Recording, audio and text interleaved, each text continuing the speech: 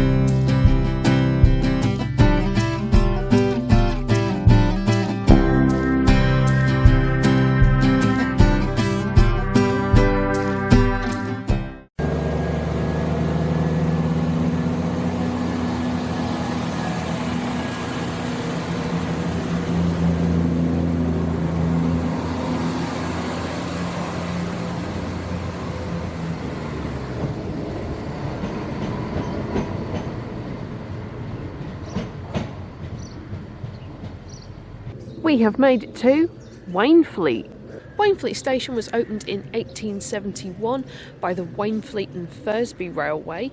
The services here were extended to Skegness in 1873. In 1881 there was an accident here at Wainfleet when a service from Skegness to Nottingham derailed some of the carriages, and there were 7 passengers injured, with 1 passenger suffering a broken leg. Fortunately, there were no fatalities during this accident. The Wainfleet and Thursby Railway was then taken over by the Great Northern Railway in 1896. Now we've had that brief station history, let's have a look round and find out what's at Wainfleet station today. We have got 2 platforms, the usual benches, planters, bus shelter style waiting shelters. On the other platform we have this old station building. It looks like an old waiting room. Unfortunately this is no longer in use. We've got dot matrix displays, the induction loop, of course we've got flappy plastic bins, a signal box and semaphore signalling. We've also got one of those lovely things, a level crossing. Let's go and take a walk over there. On the way out there's a help point and a grip bin. And cycle parking.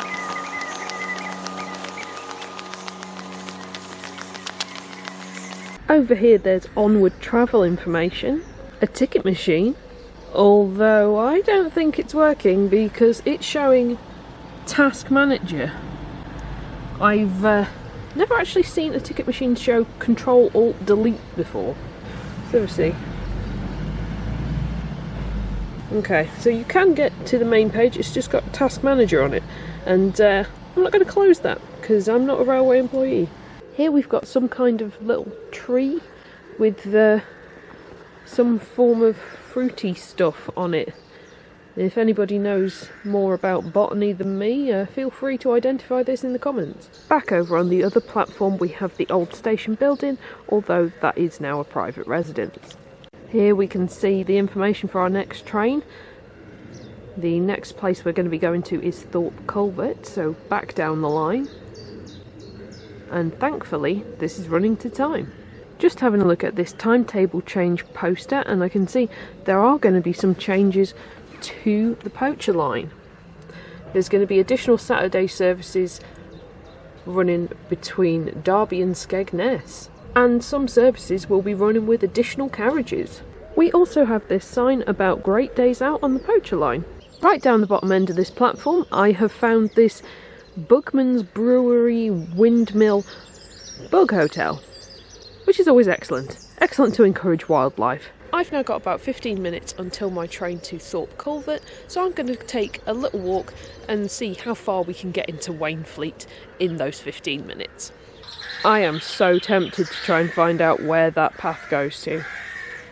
Oh, go on, let's be quick.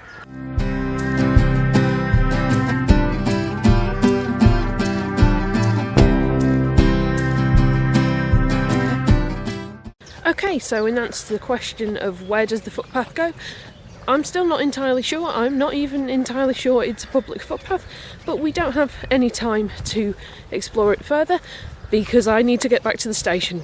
Unfortunately, we didn't get very far into Wainfleet at all. Who could have seen me being distracted by a public footpath coming?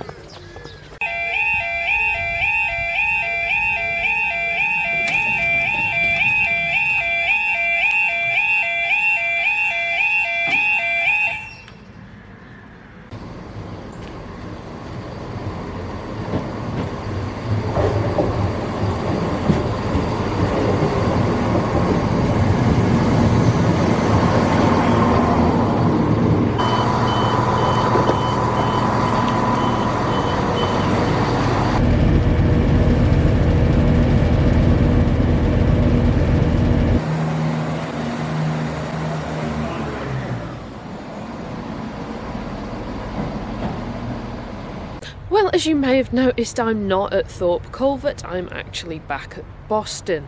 That's because there was no announcement on the train to say that not all of the doors opened at Thorpe Culvert.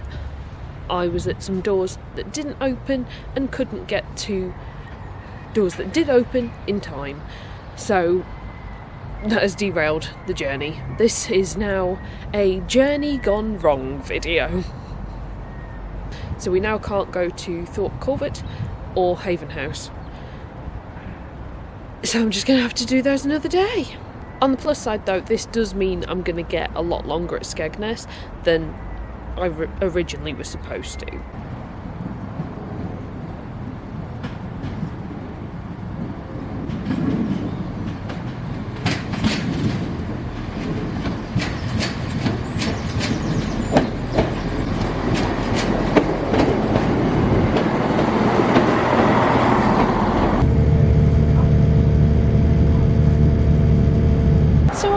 Made it to Skegness. Skegness is an odd little station in that the platforms get gated off when after the train's got in and everybody's left the platform, so you can't really hang around on the platform after your train's arrival time.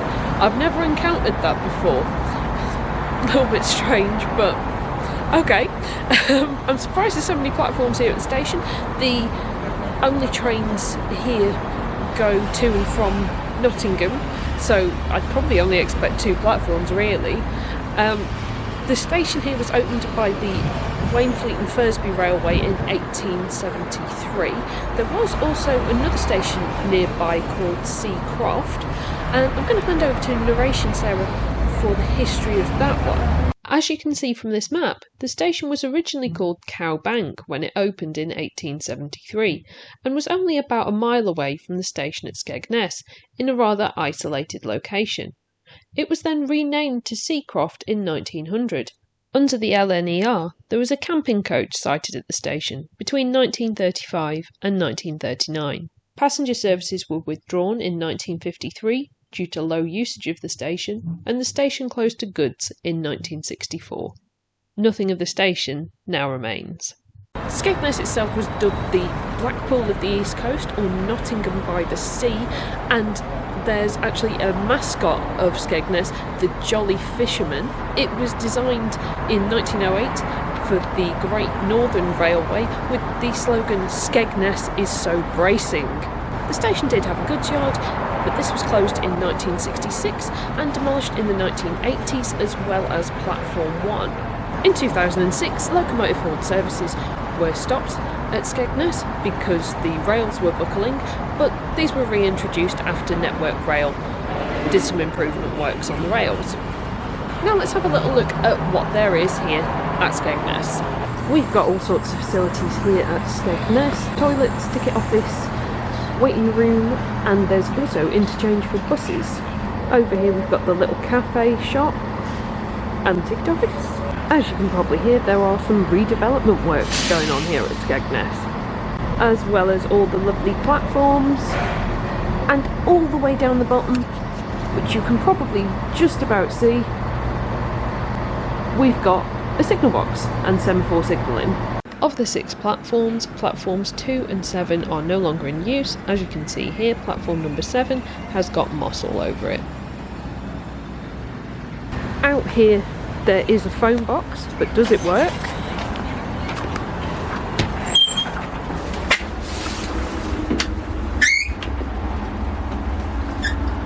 No dial tone, it doesn't work. We've also got a Victorian post box, some lovely arty installation-y things, the Jolly Fisherman mascot, and obviously the station building. Just one thing to mention, although I have screwed up the journey today, it does mean I've got a bit longer at Skegness, so let's go have a walk down to the sea.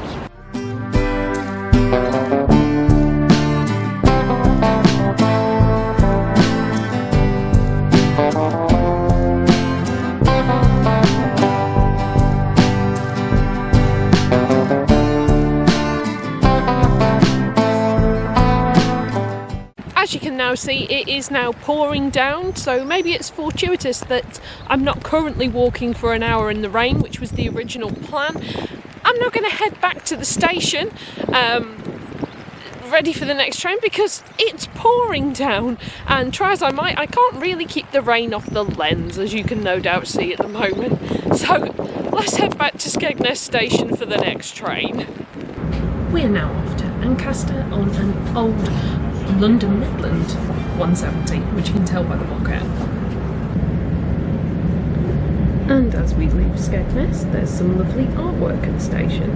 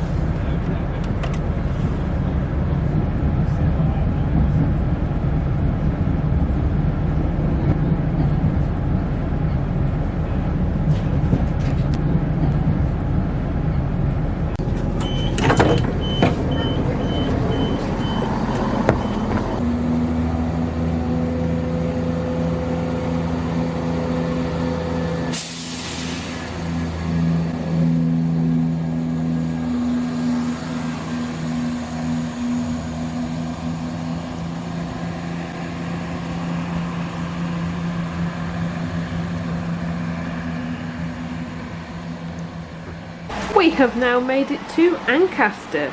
Ancaster Station was opened in 1857 by the Boston, Sleaford and Midland Counties Railway. There is still a working signal box at the station from the Great Northern era. That was opened in 1873 and still controls semaphore signalling. One interesting thing about Ancaster itself is that at one of the nature reserves and one of the churchyards, they're the only places in the UK left to have this pink plant called a tall thrift, which used to be on the Thrupney bit during the reign of George VI. Now we are here at Ancaster for 2 hours and 20 minutes and it's hammering down with rain, so I'm going to have to try and find somewhere to go to that's a bit undercover, because I don't really know if I want to spend 2 hours and 20 minutes in a shelter. Right now though, let's have a little look at what there is at Ancaster Station. We have got 2 platforms. This platform that I came in on has a Harrington hump, and both platforms have the bus shelter style waiting shelter, a help point, a grip bin and flappy plastic bins. At this end of the platform we have got a little barrow crossing to connect the platforms. Over on the opposite platform we've got that lovely old running in board. We've also got an old railway building. I'll have to check whether that's a goods shed or an engine shed. And down there we've got that working signal box and the level crossing.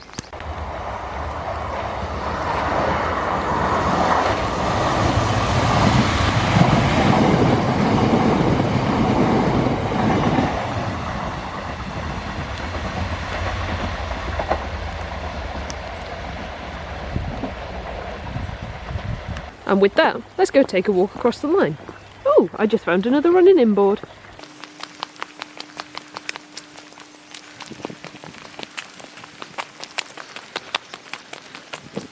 Over here we've got information signs and a gate to get out.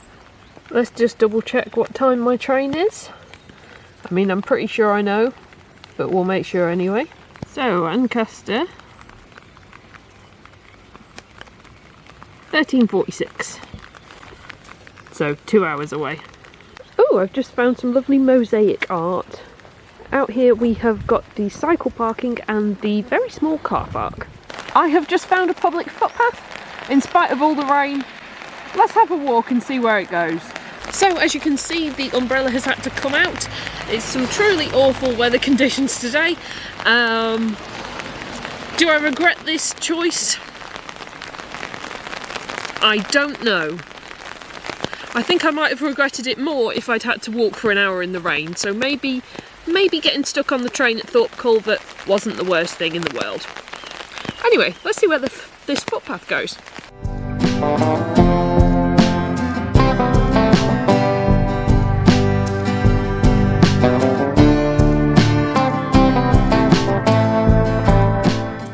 Okay, I think it's safe to say we've reached the end of this walk. Okay, so you know how a little bit ago I said I didn't really want to wait in the shelter at the station for 2.5 hours until the next train comes. I take it back, it's now an hour and a half to go, and all I really want to do is wait in the shelter because the weather is horrible. That footpath was not walkable, and I just really want to keep out of the rain, and I don't think there's really much else out there for me to do that. I've been to the co-op and got a sandwich, so I'm going to have my sandwich, I'm going to wait in the shelter and read a magazine or something until the next train. Also, look at the state of my boots and trousers.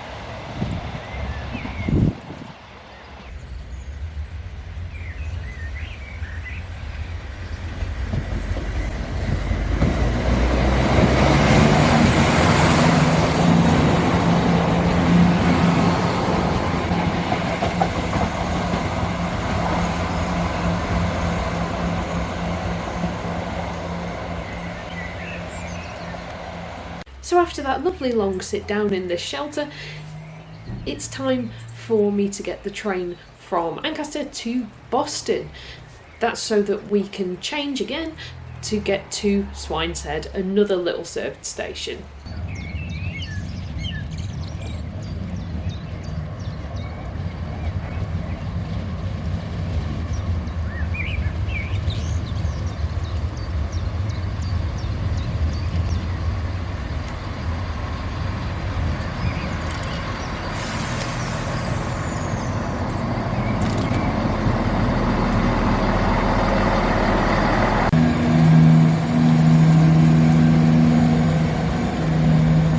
I am back at Boston Station for the final time today, ready to head off to Swineshead, and then we're going to have the quickest turnaround of the day. It's the thing that I was most concerned about going wrong, and one of the easier changeovers is what did go wrong. So we'll see how this one goes, because we've only got about 11 minutes between trains. Wish me luck.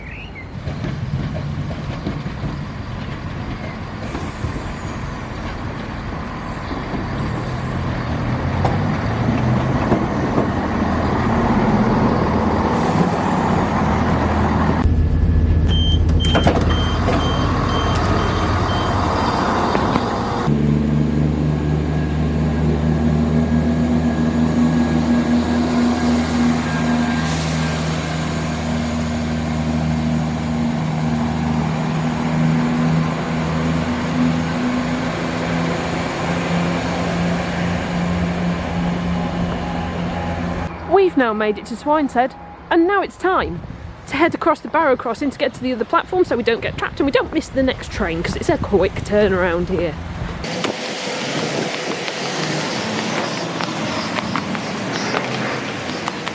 Swineshead station is actually in a place called Swineshead Bridge, which is a bit to the north of Swineshead. The station was opened in 1859 by the Boston, Sleaford and Midland Counties Railway. It only sees a couple of trains each way per day and no service on Sundays. And Sarah, with the narration, is now going to show you a map and point to stuff. As promised, here's a map, here's some sidings, here's a goods shed, and here's a weighing machine. Now that narration Sarah has shown you a map and pointed to things, it's time to explore what facilities we've got here at Swineshead. We've got 2 platforms. Each platform has a grit bin. Each platform has a waiting shelter. They're a little bit fancier than the normal bus shelter style waiting shelters. As you can see, they've got that little canopy detail on the front, like we have had at the old station buildings we found in various areas. We've also got some cycle parking, and here on the Skegness bound platform we've got a Harrington hump, complete with tactile paving that goes up and over it.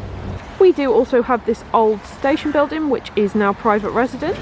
We've also got planters and flappy plastic bins, and EMR have specified they're not to be used for dog waste. We've also got information signs and a way out sign. Let's go out. Handy reminder for which platform you need, next to the help point. Right, so there's a sign here saying help point, but it's not actually attached to a help point. The help point is there. Out here we've got this unmade area. I don't think it counts as a car park. It is basically a shared drive for all the houses here. We've got an old phone box, but I can't check it because it's now a defibrillator. And here we have the level crossing. And it seems mainly to be used by lorries. Next to the level crossing we've got a bit of an old wall. I don't have an explanation for it, I'm afraid.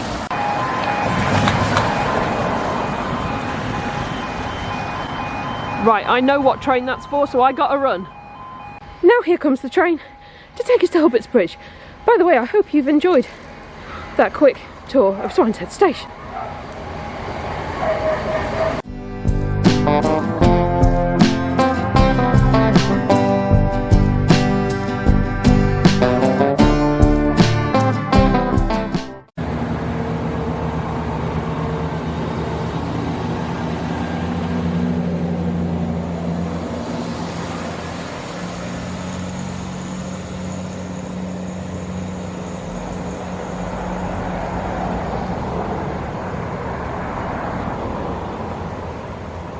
I have now made it to my final station of the day, which is Hubbert's Bridge. Hubbert's Bridge was opened in 1859 by the Boston, Sleaford and Midland Counties Railway.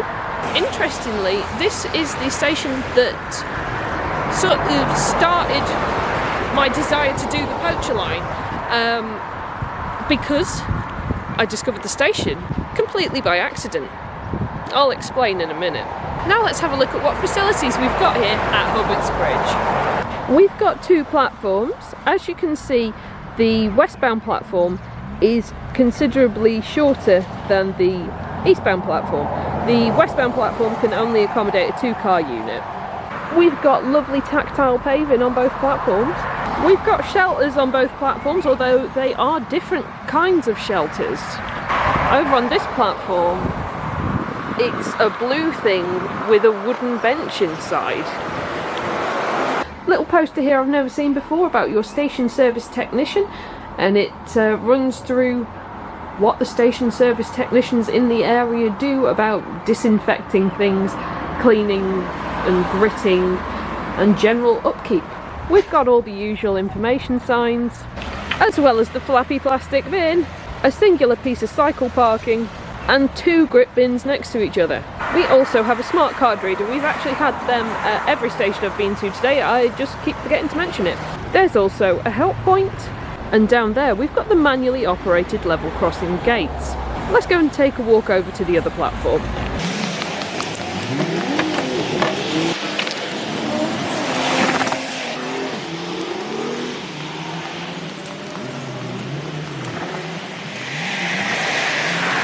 There is a signal box here at Hubbert's Bridge. The signal box looks after the manually operated level crossing gates, as well as the western end of the single track section of line that goes to Boston.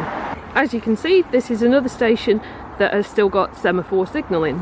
Although Hubbert's Bridge is just this small, little served station, it's got a special place in my heart, and it's actually the reason that I started wanting to explore the Poacher Line at all. I didn't even know it was called the Poacher Line at that point. It's because in 2022 me and my partner were travelling up to York in the car after I'd finished work one day, so it was dark, and a particular map application that a lot of people use for directions didn't think to tell us that we were coming up to a crossroads and also a level crossing. So that came out of nowhere and surprised the living daylights out of us. Not good. But consequently, it looked like such a quaint little station with the gates and everything that I looked it up on the map and said, yes, I'm going to go there. And then I found out it was so rarely served, I knew I was going to have an overnight stay in Boston just in order to do it. I've never actually seen a level crossing as close to a junction as I have at Hubbert's Bridge. It was actually a surprise that it was positioned there. So let's take a little walk out of the station, and I can show you how close the level crossing is to the junction. Okay, so this gate opens outwards onto the road, and there's a potato. Actually really difficult to show you this because there's no pavement or anything, but where that van is at the front, that's the level crossing, and where that red car just came from, that's the junction. I'm now going to have a little walk down the Black Sluice Trail to calm my nerves from nearly being run over by cars when going out of the station. That's probably the most hazardous station exit I've ever come across, and to just generally enjoy the surroundings here.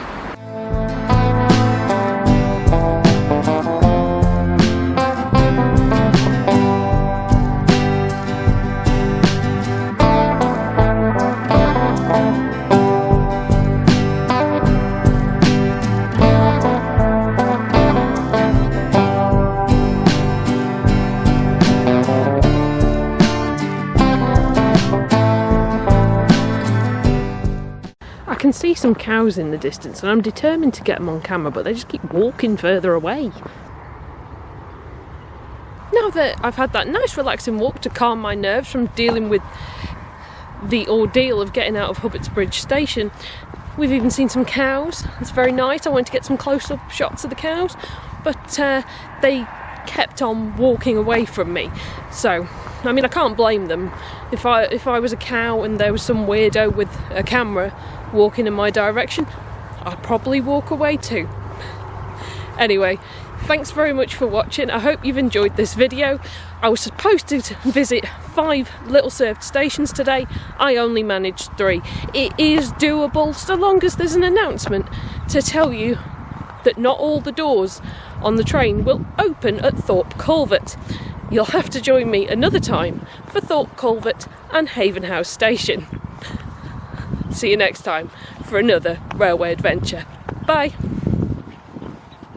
As always, an extra special shout out to all of my patrons, channel members, and everybody who donates to me on Ko-fi. You really do keep this channel going.